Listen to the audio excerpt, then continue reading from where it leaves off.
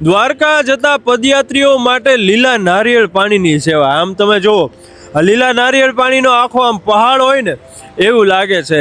તો મોટા મોવા ગ્રુપ છે આખું, એમની સાથે આપણે વાત કરીએ.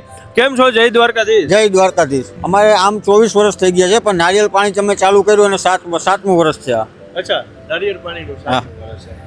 બરોબર છે. આ કેટલા લીલા નારિયેળ પાણી હશે? આ વર્ષે 12,000 રાખેલા છે અને હવે જરૂર પડશે તો પાછા મંગાવવામાં આવશે. બરોબર. તો આજે સેવા કેમ્પ ક્યારથી ચાલુ કર્યો હતો? 20 ફેબ્રુઆરીથી ચાલુ કરેલ છે અને ક્યાં સુધી હશે? જ્યાં સુધી આ યાત્રાળુઓ અહીંથી નીકળશે ત્યાં સુધી ચાલુ રહેશે તેમ. બરોબર છે. આમ કેટલા લોકો તમે સેવામાં સહભાગી છો? અમારા મોટા મોવા ગ્રુપમાં 30 થી 35 સભ્યો આમાં સહભાગી છે. બરોબર. તો 12,000 લીલા નારિયેળ પાણી. વાહ! એટલે આમ રોજના કેટલા લોકો પીવા આવે? આજે અંદાજિત 3500 થી 4,000 લોકો અહીંથી પસાર થયા છે. વાહ! એટલે એટલા લોકોએ નારિયેળ પાણી. તો વાહ વાહ. એટલે 12,000 લીલા નારિયેળ પાણી આમ તમે જુઓ, અને 3.5 થી 4,000 લોકોએ નારિયેળ પાણીની જે પ્રસાદી છે એ લીધી છે. એટલે આવું બધું છે. પણ આમ વિચાર ક્યારથી આવ્યો તમને આવો? અમે શરૂઆતમાં પહેલાં ઠંડા પીણા, કોલ્ડ ડ્રિંક, આઈસ્ક્રીમ એવું લઈ જતા, પણ એમાં બગાડ બહુ કરતા લોકો, ખાતા નહીં ને ફેંકી દેતા. અને અમે જ્યારે શરૂઆત કરી ત્યારે કોઈ પણ વ્યક્તિ લીલા નારિયેળનું પાણીનું વિતરણ કરતું નહીં. ત્યારથી અમને વિચાર આવ્યો કે આપણે આ ચાલુ કરીએ. આ અમારા વડીલોથી ચાલ્યું આવે છે. અમારામાં બધા જેટલા અહીંયા ઊભા છે બધાના અમારા વડીલો પહેલાં રાવટી ચલાવતા અહીંયા મોટા મોવા, પછી તે લોકો જતા દ્વારકા. પછી અમને એવો વિચાર આવ્યો કે અમે પણ આ ટૂંકમાં આગળ એવું અમે જ બધા ઓલું કરીએ. પછી અમારી નીચે બધા છે એ બધા છોકરા એવું જ કરે છે. ટૂંકમાં એ લોકો એટલો સપોર્ટ કરે છે અમને બધા. દિવસના બધા છોકરાઓ મોટા મોટા 30-35 જણા છે, બધા અહીંયા હાજર જ રહે છે. અને અમને એવું થતું કે ભાઈ બીજી બધી વસ્તુ એવી છે કે જે માણસોને વધારે ઓલું થાય કે ભાઈ સોડા છે, રસ, એ બધું તો એને મળે છે કે જે આસાનીથી આપણે દઈ શકીએ. ત્રોફા એવી વસ્તુ છે, સેહત માટે પણ સારા, અને માણસોની ટૂંકમાં એવું માગે છે સામેથી. કોઈ એવું નથી કહેતું કે નહીં અમને બહુ છે, ફૂલ થઈ ગયું છે, નથી પીવા, કે સામેથી માણસો કહે છે બીજું આપો તમે તમારે, અથવા લે છે. એટલે થેન્ક યુ. જય દ્વારકાધીશ. એટલે લીલા નારિયેળ પાણી પીવે એટલે આમ ચાલવામાં સ્ટેમિના. અને આમ પોતે આમ દેશી કે આમાં કોઈ ઓલું થવાનું ઓલું છે નહીં. હા, આડઅસર થવાનો કોઈ ઓલું છે નહીં. અને થોડી મહેનતવાળું કામ છે એટલે જ્યાં ત્યાં મળતું નથી.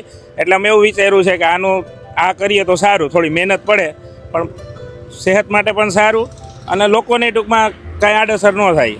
બરોબર. આમ દ્વારકા જતા જે પદયાત્રીઓ છે તેની સેવા કરવામાં આમ આનંદ કેવો આવે? એ આનંદની કોઈ આપણે ચર્ચા જ ન કરી શકીએ કે ભાઈ એ મજા જ એની કંઈક ઓર છે કે અમને કોઈ અમારા લોકોને બોલાવવા નથી પડતા. એકવાર જ ખાલી મેસેજ અમારા ગ્રુપમાં આવી જાય એટલે કોઈને ફોન ન કરવો પડે, એની રીતના બધા આવી જાય.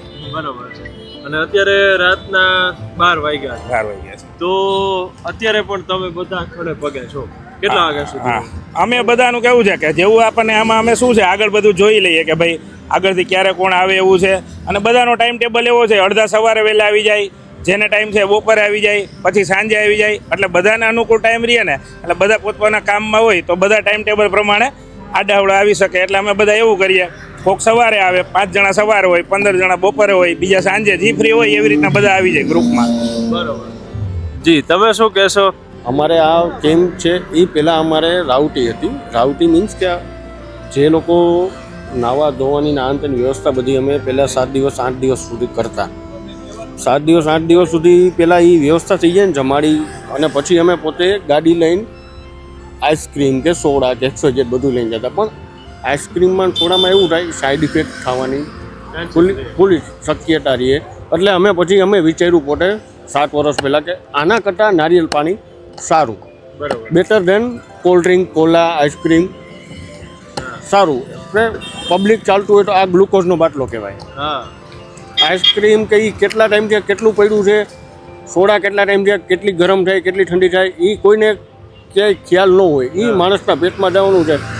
એની ટૂંકમાં પેટ ખરાબ કરવું એના કરતાં નારિયેળ પાણી બહુ સારું. વાહ.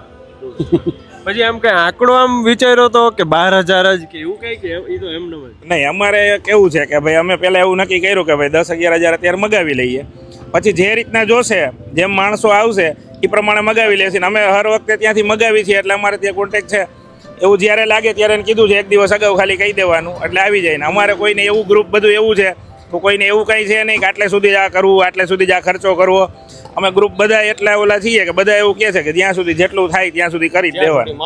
માણસો નીકળે ત્યાં સુધી કરવાનું. અને એક દિવસ અગાઉ કહી દેવાનું એટલે એ રાતે ગાડી મોકલી દે. આજે ધારો કે આજે પૂરા થઈ ગયા 12,000, આજે રાતે આપણે કહી દઈએ કે કાલ સવારે તું મને પહોંચાડી દે, તો કાલ બપોરે મેક્સિમમ કાલ બપોર સુધી પહોંચી જાય. હા, અને મેક્સિમમ 10,000 થી 12,000 પાછા લઈ આવવાના જ, ઓછા વધતા નહીં.